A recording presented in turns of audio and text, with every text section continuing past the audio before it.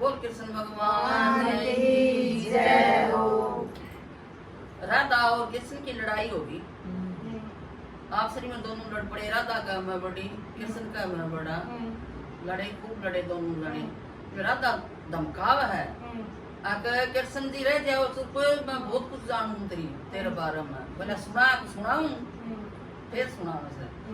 ज्यादा मत बोले वो कृष्ण दाखल गया तारे कुल में। ज्यादा मत बोले वो कृष्ण दाखल गया तारे कुल में। एक बाप तेरा पड़ा जेल में, एक बाप तेरा पड़ा जेल में। एक